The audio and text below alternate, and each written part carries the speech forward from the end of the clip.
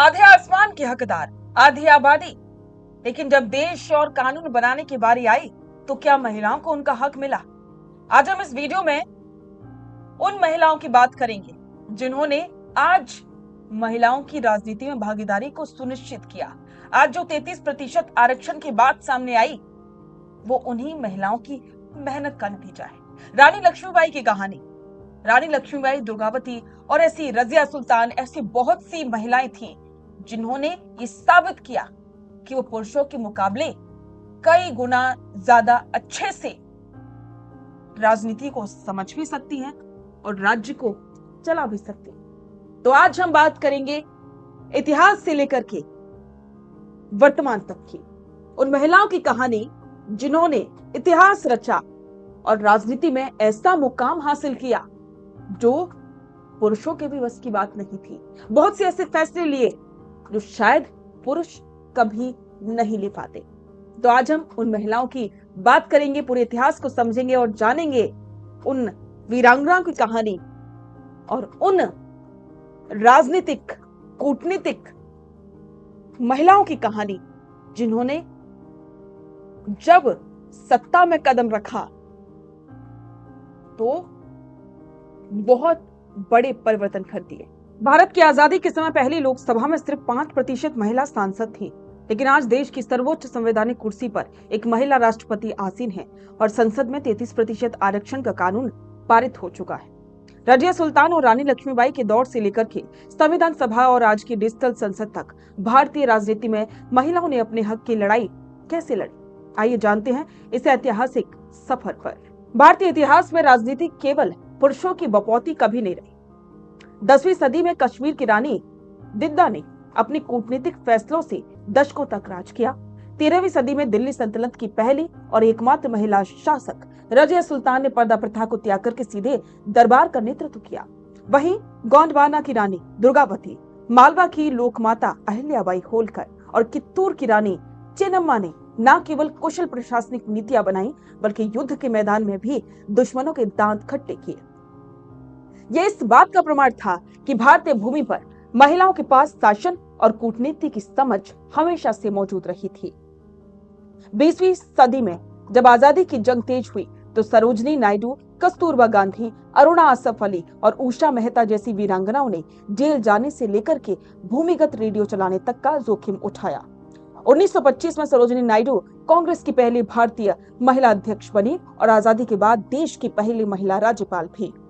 सबसे महत्वपूर्ण क्षण तब आया जब स्वतंत्र भारत का संविधान लिखने के लिए संविधान सभा बनी। 389 सदस्यों के बीच 15 असाधारण महिलाएं मौजूद थीं, जिनमें हंसा मेहता, राजकुमारी अमृत कौर, दुर्गाबाई देशमुख और सुचिता कृपलानी शामिल थीं। इन्हीं महिलाओं के संघर्ष का नतीजा था कि पश्चिमी देशों की तरह भारत में महिलाओं को वोट के अधिकार के लिए दशकों तक लड़ना नहीं पड़ा, बल्कि संविधान लागू होते ही पहले दिन से वयस्क मताधिकार मिला। 1952 के पहले आम चुनाव में 22 महिलाएं लोकसभा पहुंची। राजकुमारी अमृत कौर देश की पहली स्वास्थ्य मंत्री बनी, जिन्होंने एम्स की नींव रखी। 1963 में सुचिता कृपलानी उत्तर प्रदेश की मुख्यमंत्री बनकर के देश की पहली महिला सीएम बनी और 1966 में इंदिरा गांधी ने देश की पहली महिला प्रधानमंत्री के रूप में कमान संभाली, जिन्हें दुनिया की सबसे ताकतवर महिला नेताओं में गिना गया। और इसके बाद 2007 में प्रतिभा पाटिल देश की पहली महिला राष्ट्रपति बनी और वर्तमान में राष्ट्रपति द्रौपदी मुर्मू ने सर्वोच्च पद पर पहुंच करके जनजाति और महिला सशक्तिकरण की नई मिसाल पेश की। असली बदलाव केवल शीर्ष पदों से नहीं बल्कि जमीन से शुरू हुआ। साल 1992 में हुए 73वें और 74वें संविधान संशोधन ने इतिहास रच दिया, जब पंचायती राज और नगर निकायों में महिलाओं के लिए 33% आरक्षण अनिवार्य हुआ। बिहार, मध्य प्रदेश और राजस्थान जैसे कई राज्यों ने इसे बढ़ा करके 50% तक कर दिया। नतीजा ये हुआ कि आज देश भर में 14 लाख से ज्यादा चुनी हुई महिला जनप्रतिनिधि गांव की सरकार चला रही है। हालांकि प्रधानमंत्री जैसी व्यवस्था ने शुरुआत में अड़चनें जरूर डाली, लेकिन आज पढ़ी लिखी युवा बेटियां बजट पास करने से लेकर के स्कूल और अस्पतालों की व्यवस्था खुद संभाल रही हैं। जो सपना 1996 में देवगौड़ा सरकार के समय देखा गया, वो करीब 3 दशकों तक राजनीतिक मतभेदों के चलते लटका रहा। लेकिन सितंबर 2023 में नए संसद भवन के पहले ही सत्र में 128वां संविधान संशोधन यानी कि नारी शक्ति वंदन अधिनियम ऐतिहासिक बहुमत से पास हुआ। इस कानून के तहत लोकसभा और राज्यों की विधानसभाओं में महिलाओं के लिए 33% सीटें आरक्षित की जाएंगी। ये सिर्फ एक आरक्षण नहीं है, बल्कि देश की नीति निर्धारण में आधी आबादी की सीधी और निर्णायक भागीदारी का कानूनी अधिकार है। सरोजिनी नायडू ने कभी कहा था, जब तक देश के फैसले लेने वाली मेज पर महिला नहीं बैठेंगी, तब तक कोई भी लोकतंत्र अधूरा रहेगा।